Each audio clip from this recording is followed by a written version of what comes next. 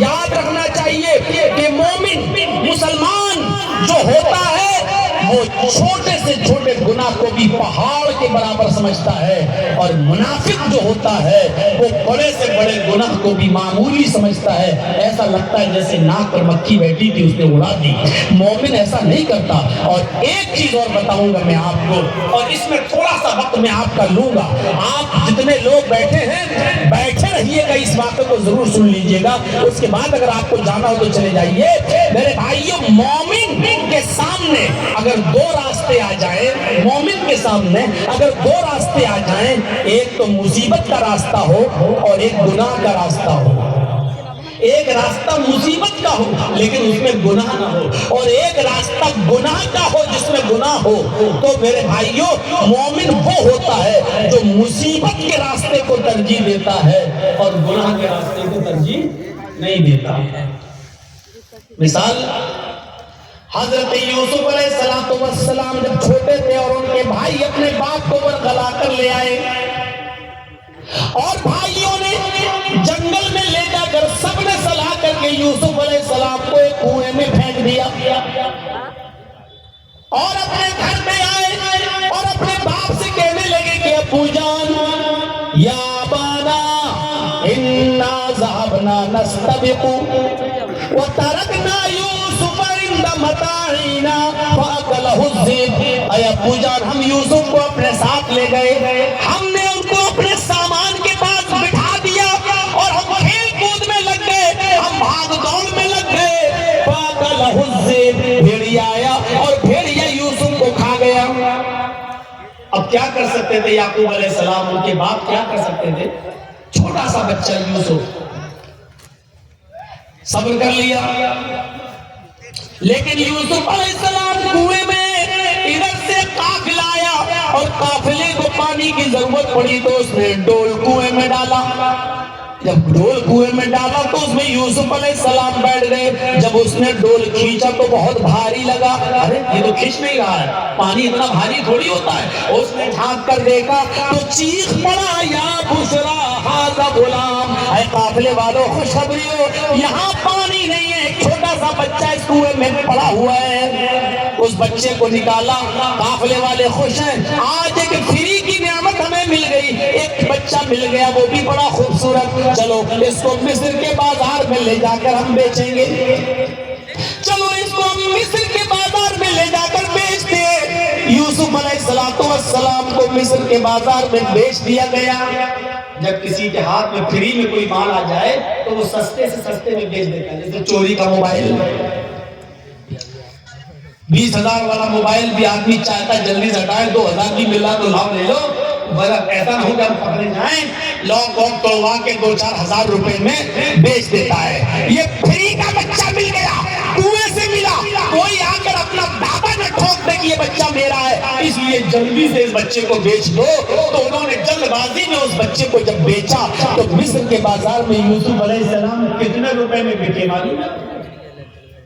قرآن کہتا وَشَرَوْهُ بِثَمَنٍ بَخْسٍ دَرَاهِمَ مَعْدُودَةٍ، انہوں نے یوسف کو چند سکوں میں بیچ دیا، یوسف علیہ السلام کو چند کھوٹے سکوں میں بیچ دیا، ہلکی پھلکی قیمت میں بیچ کے چلے گئے۔ اتنا خوبصورت بچہ کہ چاند اس سے زیادہ خوبصورت، چاند جیسا حسین و جمیل، لیکن چند سکوں میں بیچ دیا گیا۔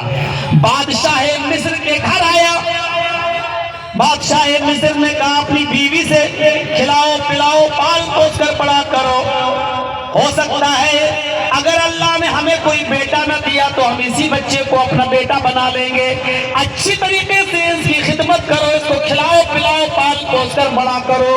یوسف کو کھلایا پلایا جانے لگا، بہت اچھی طریقے سے ان کی خدمت ہونے لگی، بادشاہ مصر کے گھر میں پلنے لگے اور دھیرے دھیرے بڑے ہوتے گئے، یہاں تک کہ ایک دن جوان ہو گئے، اور جب بالغ ہوئے تو بادشاہ کی بیوی ہی ان پر ڈورے ڈالنے لگی۔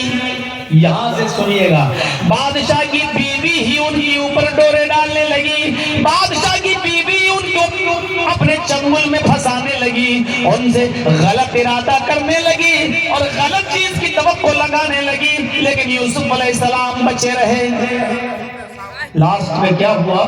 عورتوں میں یہ خبر پھیل گئی پورے مصر کے اندر، لو بادشاہ کی بیوی تو اپنے غلام کو دل دے بیٹھی، اپنے غلام سے غلط کام کرنا چاہتی ہے، اپنے غلام کے ساتھ سونا چاہتی ہے، اپنے غلام کے ساتھ زنا کرنا چاہتی ہے۔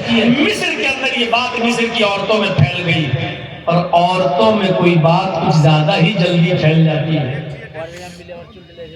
آپ ابھی ایک بات عورتوں میں کہہ دو اور یہ بھی کہہ دینا کہ اس کو چھپانا کسی کو بولنا نہیں، آپ گھر تک نہیں پہنچ پائیں گے، پورے گاؤں میں بات پھیل چکی ہوگی۔ ایک مرتبہ کوئی تربوز کاٹ کے لایا ایک آدمی، اور اس نے دوپٹے سے، دوپٹہ جو ہلکا سا ہوتا ہے، اس نے تربوز کا سر چھپا لیا۔ اب تربوز لال رنگ کا ہوتا ہے، اس نے سفید رنگ کے دوپٹے کو لال کر دیا۔ جب وہ اس حال میں گھر پہنچا تو اس کی بیوی نے کہا، اے اس میں کیا ہے، اس میں کیا ہے؟ اس نے جلدی سے کونے میں تربوز رکھ دیا اور اپنی بیوی سے بولا اس ادھر مت جانا، قریب مت جانا۔ کہا کیوں، کیا ہوا؟ ایک آدمی اس پر گردن کاٹ کے لائے ہیں، ایک آدمی کا سر قلم کر کے لائے ہیں، ہم بہت حرامی تھا، بہت بدماش تھا وہ، ہم اس کا سر قلم کر کے لائے ہیں، رات میں ہم اس کو پھینکنے جائیں گے، ابھی پھینکیں گے تو پکڑے جائیں گے، ابھی رات ہونے تو تم ادھر مت جانا، کسی کو بتانا نہیں۔ کہا ٹھیک ہے۔ وہ بیچارہ ظہر پڑھنے گیا، عصر پڑھنے گیا، مغرب کی نماز پڑھ کے آیا، دیکھا پولیس اس کے دروازے پر کھڑی ہے۔ پولیس نے کہا چلو دکھاؤ، کہا کیا ہے؟ کہا تم نے کسی آدمی کا مرڈر کیا ہے؟ ہنستے ہوئے کہتا ہے داروغہ جی میں نے مرڈر کہاں کیا؟ کہ چیکنگ کرو، گھر میں چھاپا مارا تو وہی دوپٹے میں لپٹا ہوا تربوز ملا۔ کہ صاحب یہ تھا۔ کہ یہ تھا؟ کہاں؟ کہ کیوں ایسا تم نے کیوں کیا؟ کہ صاحب میں یہ دیکھنا چاہتا تھا کہ عورتیں اپنے پیٹ کے معاملے میں کتنی مضبوط ہوتی ہیں، میں نے صرف اپنی بیوی سے کہا تھا کہ کسی کو بتانا نہیں، لیکن دیکھ لیجیے صاحب شام ہوتے ہوتے پورے گاؤں میں بھی پتہ چل گیا، بلکہ پولیس تک آ گئی میرے گھر میں۔ اب واقعی میں اس نتیجے میں پہنچا ہوں کہ عورتوں کو اپنے دل کی بات کبھی نہیں بتانی چاہیے، ورنہ شام ہوتے ہوتے پولیس کب گھر پہ آ جائے کوئی بھروسہ نہیں۔ صاحب میں نے کوئی مرڈر نہیں کیا۔ تو عورتیں دل کے معاملے میں، پیٹ کے معاملے میں بہت ہلکی ہوتی ہیں۔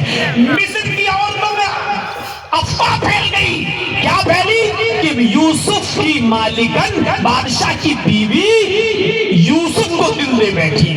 اب اس کو بڑا غصہ آیا بادشاہ کی بیوی کو، اس نے ساری عورتوں کی دعوت کر دی، ساری عورتوں کی دعوت کر دی، سب کے سامنے پھل رکھ دی اور ایک ایک چھری دے دی، لو پھل کاٹو اور کھاؤ۔ عورتیں پھل کاٹ کے کھانے لگی۔ یوسف علیہ السلام سے بادشاہ مصر کی بیوی نے کہا ذرا ان کے سامنے سے گزر جاؤ، اے یوسف ان عورتوں کے سامنے سے گزرو۔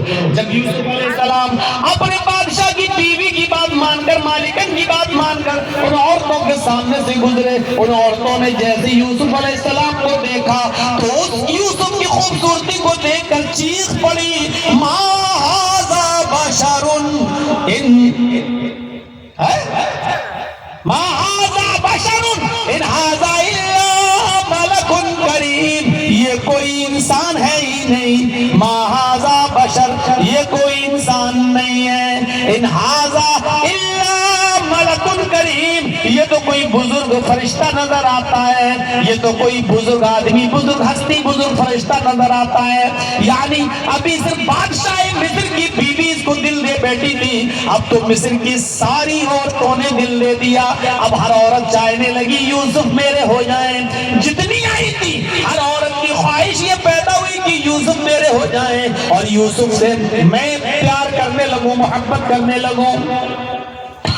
اب بادشاہ کی بیوی سر پہ چڑھ کے بولی، دیکھا تانے مارتی ہو نا کہ بادشاہ کی بیوی نے دل دے دیا، دیکھو یہ خوبصورتی، یہ وجہ ہے کہ میں اس کی پیار میں پاگل ہوں، یہ وجہ ہے کہ میں اس کو چاہتی ہوں، یہ وجہ ہے۔ اب تم لوگ بھی چاہ رہی ہو نا، دیکھو اب بتاؤ میرا کیا قصور ہے اگر میں نے اس کو دل دے دیا۔ اور یوسف کے سامنے یوسف کو دھمکی بھی دے رہی ہے، ان تمام عورتوں کے سامنے کیا کہتی ہے، آئے عورتوں سن لو، آئے مصر والیوں سن لو، اگر یوسف نے میری بات نہ مانی، اگر اس نے میرے ارادے کو پورا نہ کیا، اگر اس نے میرے ساتھ رات نہ گزاری، اگر اس نے میرے ساتھ وہ کام نہ کیا جو میں چاہتی ہوں، یعنی میرے ساتھ برا کام نہ کیا، زنا نہ کیا، اگر یہ میرے ساتھ بستر پہ نہ لیٹا، تو میں اس کو ایسی سزا دلواؤں گی جو یہ زندگی بھر یاد رکھے گا، یا جیل کے اندر بھجوا دوں گی، زندگی بھر جیل میں سڑے گا۔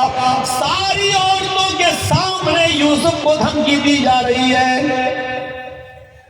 اب یوسف علیہ السلام کے سامنے دو راستے ہیں، جیل میں جانے کا یعنی مصیبت اٹھانے کا، یا اس عورت کی بات مان کر اس کے ارادے کو پورا کر کے گناہ کا راستہ۔